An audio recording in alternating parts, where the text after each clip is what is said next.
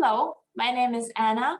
I'm from a small town at the very south of Ukraine. It's called Hinichesk on the Azov Sea.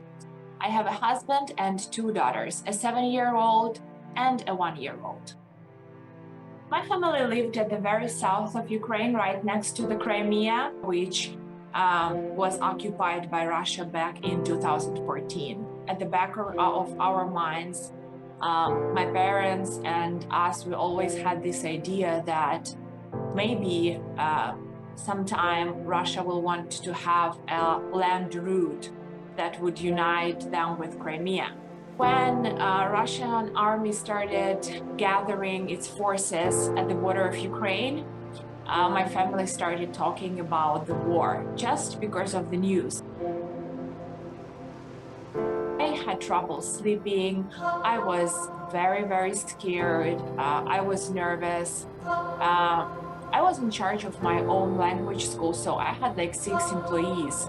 And this is what stopped me the most. I was like, how am I going to just leave my business, leave everything, and just go somewhere? And also, most people in Ukraine, they still couldn't believe there would be war, but my family was still afraid. So 1 week before the war, because of getting so much information, especially from the Americans, because they kept getting very serious messages, and they said evacuate all the US citizens, evacuate the consulate, and so on. So I thought, if these people are so worried, why are we not? So that's why 1 week before the war, we decided to go to the west of the country, to my husband's hometown.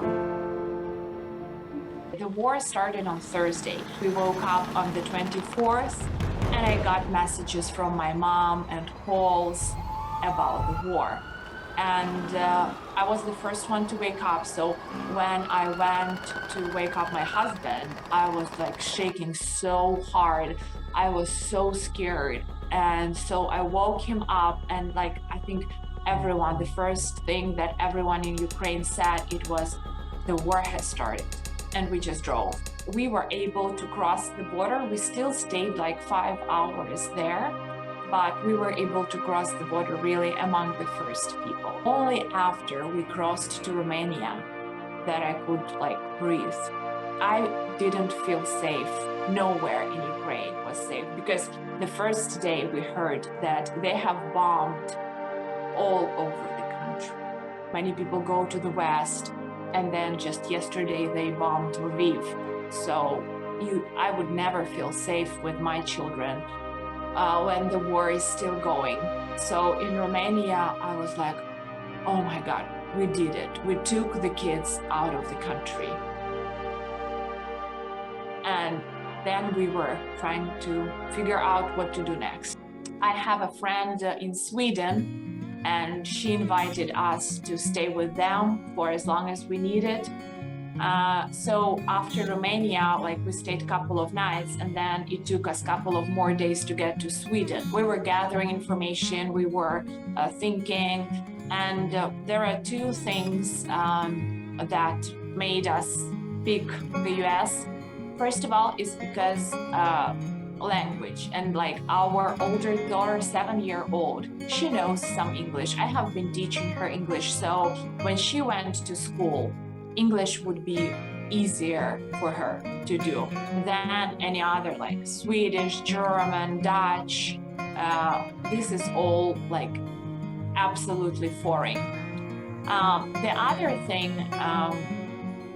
because the small one is not 2 years old yet, I don't feel comfortable sending her to daycare or to kindergarten just yet. Because she is a COVID baby, she has stayed home she just knows her people. That's why I couldn't, I cannot just send her to daycare. So if we stayed in Europe, basically only my husband could have a job. And in Europe, when there's just one person working, And when he doesn't speak the language, what kind of job can he get?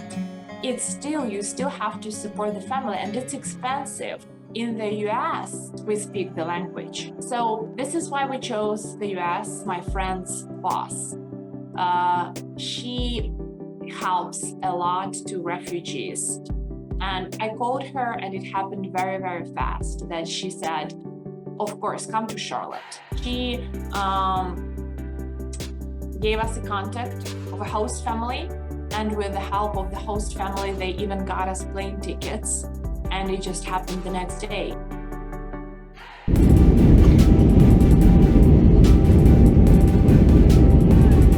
Now we're in Charlotte, North Carolina. We've been living here in Charlotte. It's going to be 2 weeks soon. We have had support and kind people through our whole journey. Most of Americans, they really care about what's going on in Ukraine. Like my host said, Americans have a strong feeling of